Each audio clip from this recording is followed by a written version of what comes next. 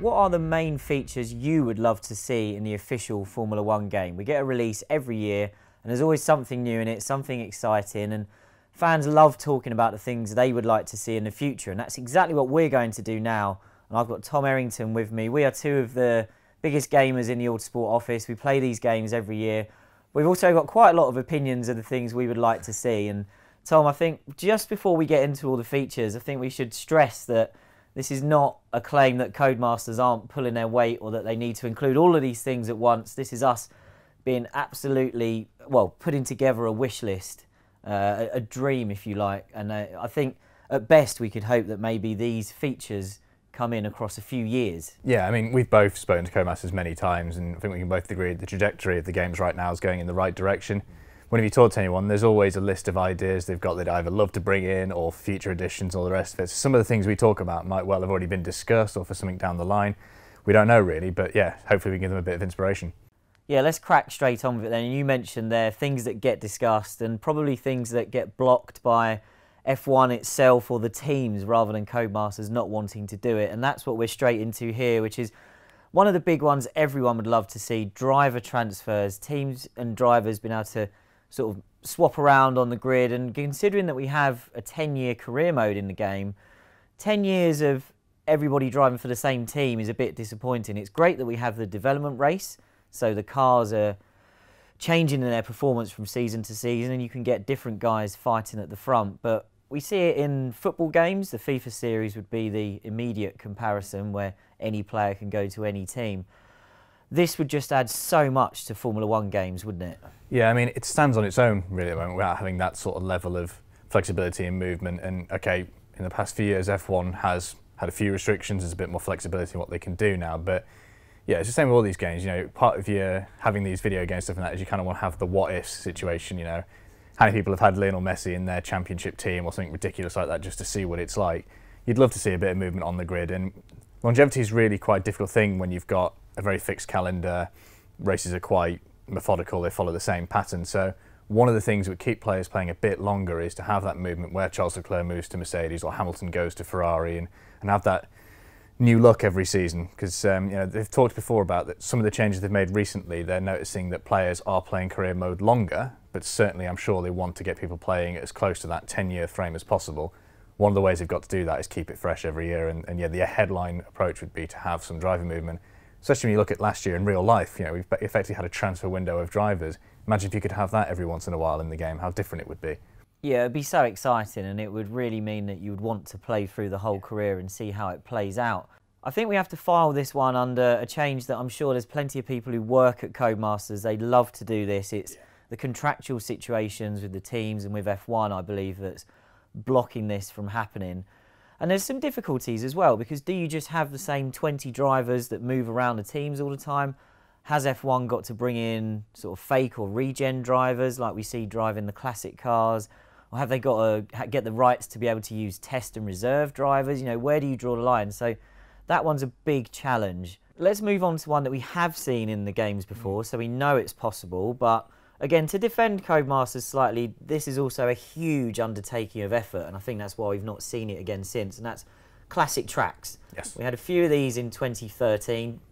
I loved it. This would be one of the ones right at the top of my list. This shot is Nigel Mansell driving the 88 Williams at Jerez, and it was the old spec Jerez as well. If we could just even get a handful of tracks again, it'd be brilliant, wouldn't it? Yeah, I mean, we saw it with historic cars recently, sort of dipped their toe in with a few cars here, and then last year we got this big explosion of classic cars because the interest was there. I'm sure it'd be exactly the same thing with the classic tracks, but you know, I remember when Project Cars 2 was being developed, having a chat with the guys there about doing tracks, and the laser scanning, the approach, the work you've got put at the track to make it realistic, which with the current generation of consoles, that's just a given, you have to do that, makes it so much more difficult for them to do. But when you think as well that a lot of the gaming audience is probably quite on the young side and won't remember things like that, how cool is it to actually experience it and see what it was like and understand what your dad's been talking to you about for years when it was better back then and all that. So yeah, it would be amazing to see, but like you said, we can understand why they haven't done it, but I think any big F1 fan would love to take the classic cars we have so many of now and apply them to various different tracks that either don't exist anymore or have changed. Yeah, and I've got to be honest that even though this would be right at the top of my list, it's not one I'm expecting to see soon. Like you say, we talk to the guys at Codemasters and we do understand that it's such a big task. And when they're adding some of these other features that we're talking about, to then be building tracks, maybe it was a bit different back then on the previous generation of console. Yeah, I suspect that played a part. Even then, it was still a lot of work. So I think this is probably not one we're going to see that soon. Now, the next one, Tom, is a suggestion that you made, and I think this sums up the problem for Codemasters in a way, is that every single individual, whether it's the guys in the office, whether it's the fan community they work with, whether it's the developers who work in the Codemasters offices, everyone has different features that they would like to see. And you've suggested a challenge mode, and I'm going to leave this one to you because when we discussed it, it's not one that would interest me, it's not something I would play, but it shows the diversity of fans who play these games. So talk us through what you'd like to see. Yeah, I see. The challenge mode is a bit of inspiration from FIFA, which a lot of us in the office play quite religiously. They had scenarios, and they still do to a degree, where you would have a game, maybe a famous game from history, and it was an amazing comeback. So you would start the game from when you were losing, you had to turn it around. And for me, F1 is just absolutely perfect for those situations, because in any other sport, there's so many variables, like you're not going to score the exact goal with the exact player in the exact moment like it was in that scenario. But in F1, where you're in the same car, you're theoretically the same driver, same track, you can almost make a realistic reinterpretation of a cool event in F1 history.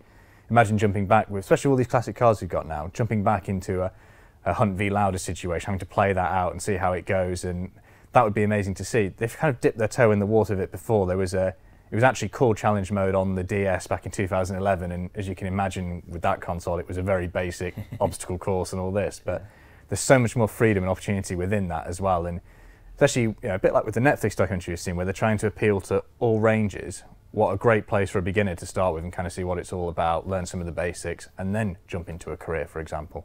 Now let's move on next to a feature that we're kind of talking about because in a way F1 and Codemasters have teased it for us. With the announcements we've had so far about the game, one of the things they've shown is that there's going to be some sort of livery customization or non-official liveries you can race with, potentially just in the online mode from the hints that we've had so far.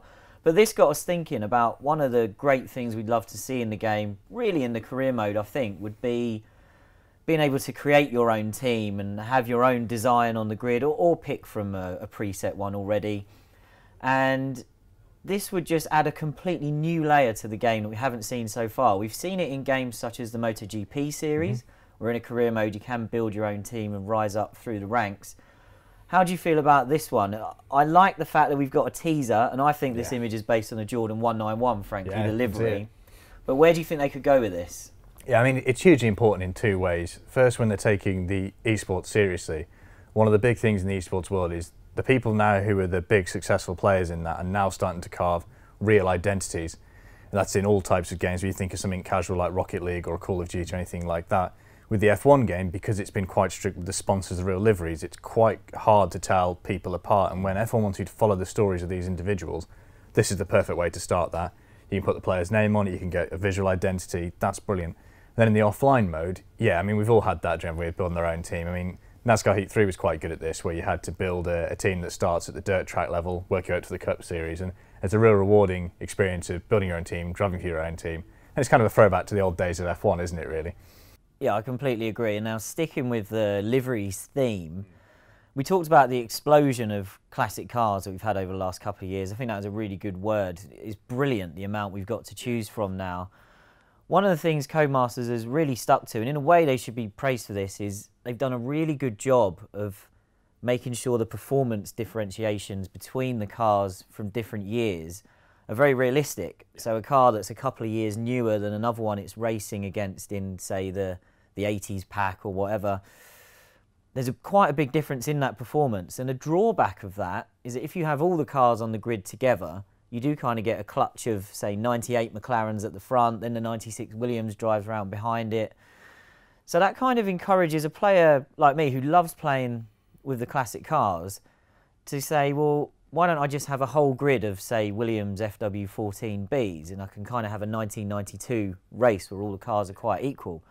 Unfortunately, at the moment, that means we have a full grid of blue, white and yellow cars that all look the same, and after a while you don't want to do too many races like that because it just doesn't feel that varied. But we've seen in other games, and this is Assetto Corsa we've got on the screen right here, this is a race purely just with this classic Lotus, but they, and Project Cars have had this as well, they have basically fake classic liveries for the rest of the cars. So you can feel like you're racing a full 1980s grid of F1 cars, but you've got relatively equal performance. I've mentioned this one to Codemasters in the past, and I think it drew a sharp intake of breath, shall we say, probably because they're concerned about the contractual element and going to, you know, McLaren or Ferrari or whoever and saying, can we paint your classic car orange, yellow, green and put stripes on it for all the other players? And they're probably not that interested. We can obviously see from this that classic Team Lotus clearly don't mind. Yep. So maybe that would be a starting point. But that's one I would love to see, and I think it would give you more reason, in my opinion, to play the classic cars more. Yeah, I mean, it's the immersion factor, isn't it? When you look at that as a quick take, you don't really notice the fact they're all the same car. Right. They've all got colours that are kind of that period. And that's what it's all about, in the classic cars. You want that immersion to feel like, wow, this is what so-and-so went through when they drove the car in, period. And really, that's what it's entirely about. But yeah, I'm sure some of the more historic cars, the identity cues have to be the way they are, which is a real shame. And yeah, I can understand entirely why Codemasters had a sharp intake for that. Yeah, it's a difficult one, but I think this is one of the things Codemasters gets a lot is, why can't you give us a full season of the cars from that year? And tracking down the licence for a Leighton House, or these days even a Jordan, can be really difficult. Who on earth owns the rights to that? Who's going to be on the phone if you include that in your game? So I don't think we're going to see that, but I like the idea of this potentially as a way to kind of get around that problem. Yeah. We're moving on now to another one that I'll selfishly say has come completely from me. I do a lot of online championships racing with a few friends, and we fill the grid with AI cars, and that's good fun. We equalise the performance, and you can have some really good races, and I think a couple of times we've got into a second season. But what I would love to see is to have some form of the career mode development race that you could use in online championships. Again, getting us back to what we talked about earlier, where things change if you race from season to season. It may be a big ask. As you can see here, this is an incredibly complicated development cycle for one team that Codemasters have developed over the years. But we had quite a simple one in 2016 when it was first introduced, maybe a version of that. I'm of course wary that this could be a feature that only really applies to me and my friends, but how would you feel about something like that? We know that a lot of people, even if they're not racing against AI cars online with their friends, they are doing online championships, so this could add a new dimension. Yeah, I mean, we've seen it in other games, ways to kind of influence the strategy behind it. You could do something like the Forza token system, where, you know, in that one it's kind of things like start in the grid 2 places further up sort of thing, but, you know, how about a new floor that's got a bit of downforce advantage, that sort of thing, and you have to pick and choose your way, and, you know, that rewards the player who picks the right upgrade for the right track, and that sort of thing as well, and it just adds that another dimension of strategy that you get in, you know, FIFA, Hockey, Madden, all the rest of it, because they're so intrinsically strategic games. That's another layer you can add to this as well. I'm sure players would like that. Yeah, anything that adds a bit of variety, I think. Now, we've gone from one that was a very selfish suggestion from me to one that this is brought to the table completely by you, Tom. You've talked about some sort of head-to-head duel mode. Yeah. And we've got a screen grab up here from F1 Mobile Racing, because this concept seems to be being developed there. So is this something you think they could bring over to the console? Yeah, I think so. I think one of the great things about video games as well is kind of the party video games, the ones you go to when your mates are around, you know, your Mario Karts, FIFA and all the rest of it. This would be a great way to kind of bring the F1 game to it, in that you'll have seen we do the historic element of the game. You've got some of the challenges like catching cars ahead and all that sort of thing as well. These in the mobile game are very much head-to-head, quick-fire tasks, and you unlock sections of the game by doing it. And that's kind of a nice arcadey side distraction perhaps that I think could go really well with the more casual player, but also some of the experienced players who just want to take a break from all the online racing or the career mode. They can go and have some fun to the side, basically. Okay, we're rattling through a list of demands here for Codemasters. Hopefully they're not listening too closely, or they'll be wondering why they've bothered with F1 2019. Yes, yeah.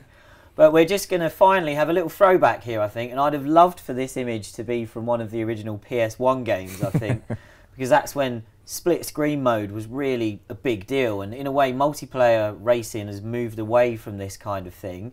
But Tom, you'd like to see it included again, wouldn't you? Yeah, I mean, it's this certainly isn't a slight on Codemasters. This is every game at the minute, really. That's taking away split screen as the new generation demands on gaming. Just means you can't really fit it in anymore. But how many times you've had great experience with friends playing on the sofa next to each other, you know, whether it's your friend who forgets you need to brake at turn 1 in Italy.